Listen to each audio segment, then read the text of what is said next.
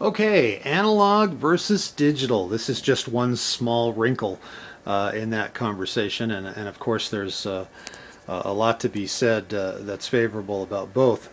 I'm a big fan of both.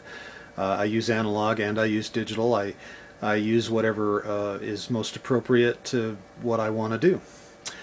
Here's an old LP that I've had since I was a kid, and I used to do everything I had to do. You know, I'd do whatever they said. You know, whatever the experts said. The D2, D3, D4. You know, cleaning your records with that special brush and the anti-static pad, and they'd say to use these cellophane sleeves because the paper sleeve could scratch the vinyl. But no matter how much of the vinyl preserving technology I used, the more I played the album, the worse it got. And so when CDs came along, which my awareness of them was 1985, and these are the very first CDs that I ever bought, which I still own. These are both from 1985. I still have them after all these years. Now I haven't had occasion to play them until today. I haven't had occasion to play them in years because of the iPod MP3 revolution. So I'm not 100% certain that they're going to play, but I'm 99.99% certain they're going to play. Last night I was watching this documentary, and it had a lot of analog versus digital themes in it, and they said that factory pressed CDs only had a life of about 15 years, and that homemade CDs, CDRs, only had a life of about 5 years.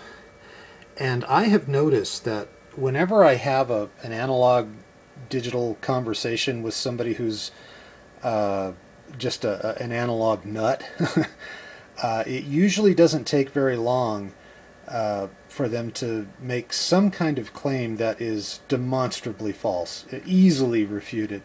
I've noticed this a lot. And I noticed a small one last night in this documentary I was watching. I just thought, 15 years, that doesn't sound right. I've got CDs that are a lot older than that. And CDRs 5 years, that doesn't sound right. I've got CDRs that are a lot older than that. So this CDR is from 1997. There it is. And again, these factory pressed are from 1985. I have every confidence this is still going to work. I will point out that I have always held them by the edges. I've always put them back in the case when they come out of the player. So I've never played frisbee with them. I've never been I've never mistreated them. I've never used them as coasters. I understand that if I mistreat them, that they'll stop working. But I don't put anywhere near the care into these CDs that I used to put in to these LPs, which would still disappoint me over time. So here we go, 28 years later.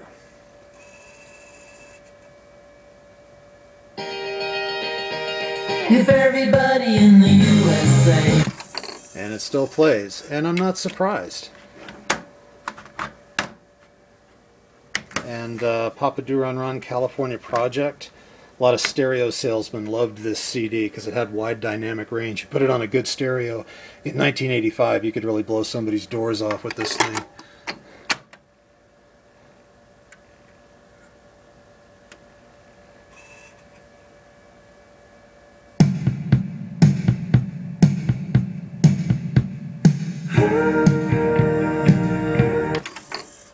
And again, it plays, and again, I'm not surprised. But what about the what about the CDR? This is a safety copy of some 8-track reel-to-reel recordings I made in the basement in the 90s, and I didn't want them to just exist in analog because I knew those would deteriorate. So I thought, well, I better get a digital version. So I put them on a CDR. And this is from 1997, so this is quite a bit older than than the 5 years predicted by this fella in the documentary I watched last night. And again, I have every confidence it's going to play, even though I haven't had occasion to use this CD before today, in years.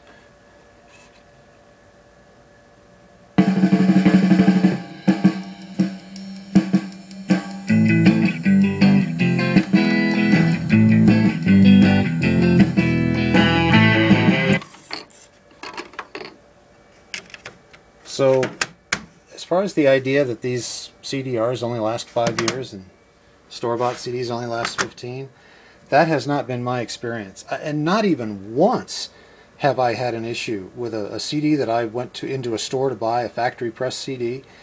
I've never, ever in 28 years had one stop working. I have played this hundreds of times. I have played this literally 1,000 times plus.